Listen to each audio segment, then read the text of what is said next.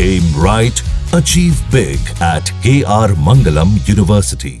अभी एक और बड़ी खबर आ रही है। ये राहुल फाजिलपुरिया से जुड़ी खबर है। उन पर कुछ दिनों पहले ही फायरिंग हुई थी और इस मामले में अब जो ब्रेकिंग न्यूज है वो गुरुग्राम से आ रही है। पुलिस ने विशाल नाम के एक आरोपी को गिरफ्तार किया है। विशाल पिछले कई दिनों से राहुल फाजिलपुरिया की रेकी कर रहा था। सिंगर के आने जाने का रास्ता, सिंगर किस वक्त आते जाते थे, हर चीज की वो रेकी कर रहा था।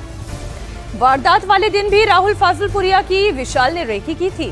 सिंगर की रेकी कर विशाल उसके हर मूवमेंट की जानकारी अपने साथियों तक पहुंचा रहा था। इसी इंफॉर्मेशन के आधार पर शूटर्स ने सिंगर की गाड़ी को टारगेट किया। रेकी के दौरान विशाल गुरुग्राम में कई बार आकर अलग अलग गेस्ट हाउस में ठहरा था। 25 साल का विशाल हरियाणा के सोनीपत का रहने वाला बताया जा रहा है। पूछताछ के आधार पर फिलहाल पुलिस शूटर्स की तलाश में जुटी है।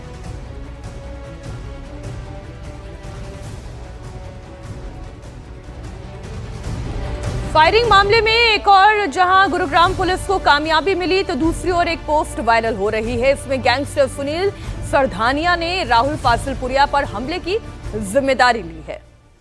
पोस्ट में दीपक नांदल और इंद्रजीत यादव का भी नाम है। इंद्रजीत यादव हिमांशु भाई गैंग से है और विदेश में है, जिसका नाम हाल ही में रोहतक में फाइनेंसर मंजीत के मर्डर में भी सामने आया था। पोस्ट में सरधानिया ने दावा किया कि फाजिलपुरिया ने पैसे लिए और जब सेलिब्रिटी बन गया तो फोन तक उठाना बंद कर दिया। फाजिलपुरिया को 1 महीने का टाइम देते हुए सरधानिया गैंग्स ने धमकी दी कि अगर पैसे नहीं मिले तो हर महीने उसके एक जानकार या रिश्तेदार को मारा जाएगा। पोस्ट में यह भी दावा किया गया है कि उनका मकसद केवल फाजिलपुरिया को डराना था। अब आपको बताते हैं कि वायरल पोस्ट में और क्या-क्या लिखा गया है। ये जो फाजिलपुरिया पर अटैक हुआ है, ये वार्निंग दी है। इसको मारना होता तो इसके ऑफिस के बाहर मार देते। हमें अपने पैसे चाहिए, जो दीपक भाई अपने और अपने हर जानकार से लेकर इसके ऊपर लगा दिए। इसे सेलिब्रिटी बनाने के लिए मेरे भाई दीपक नांदल से 5 करोड़ रुपए लगवाए गए। पहले ये बोलता था कि भाई काम नहीं चला तो अपनी जमीन बेचकर आपके पैसे दे दूंगा। उस भाई ने अपनी जिंदगी के 10 साल और 5 करोड़ इसके लिए खराब कर दिए। जब गाने चल गए तो अब ये राजनीति का रसूख दिखाकर पिछले 2 साल से ना फोन उठाता है, ना ही किसी को कुछ समझता है। हमारे पास अब कोई चारा बचा नहीं है। फाजिलपुरिया को ये लास्ट वार्निंग है कि पैसे दे दे, तू तो झूठ सच बोलकर सिक्योरिटी ले लेगा, मगर तेरे साथ घूमने वाले 10 जानकार और रिश्तेदार की डिटेल हमारे पास है। 1 महीने तेरे पास है पैसा वापस देकर काम खत्म करने का, नहीं तो हर महीने एक को मरवाऊंगा। हमारे सहयोगी अभय पराशर इस खबर पर लाइव जुड़ गए हैं।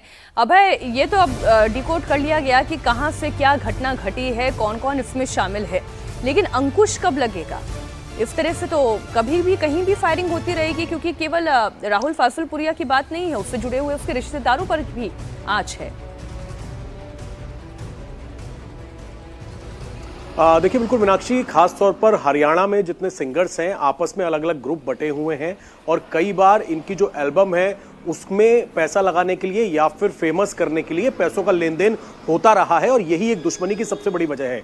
राहुल फाजिलपुरिया पर जिस तरीके से फायरिंग हुई, इस पूरे मामले के अंदर गुरुग्राम पुलिस ने जिस विशाल नाम के शख्स को गिरफ्तार किया, गिरफ्तारी के बाद पूछताछ में भी एक खुलासा हुआ और जिस तरीके से क्राइम सीन पर एक पोल में गोली लगी थी, उससे ये साफ पुलिस को लगता है कि सिर्फ डराने के लिए ये फायरिंग की गई थी। जिस तरीके से इंद्रजीत है या फिर सुनील सरधानिया है और दीपक नांदल है, उन्होंने बाकायदा सोशल मीडिया पर एक पोस्ट करके भी ये बताया कि ये हमला एक चेतावनी है और इस वजह से है क्योंकि राहुल ने 5 करोड़ रुपए लिए थे, जिसमें दीपक नांदल जो कि फिलहाल विदेश में है, एक मामले में एक झगड़े में उसका नाम आया था जब से वो विदेश भागा हुआ है, लेकिन उसका भी यही काम है कि सिंगर्स को फेमस करना, उनकी पैसों से मदद करना। तो 5 करोड़ रुपए कुछ लोगों से लेकर उसने राहुल को दिए थे, जो कि अब तक राहुल ने वापस नहीं करे हैं। तो फिलहाल इस पूरी फायरिंग की वजह यही लग रही है कि डराकर पैसे वापस लेने को लेकर एक चेतावनी देने की कोशिश की गई है, जिसमें फिलहाल विशाल नाम का एक शख्स गिरफ्तार हुआ है।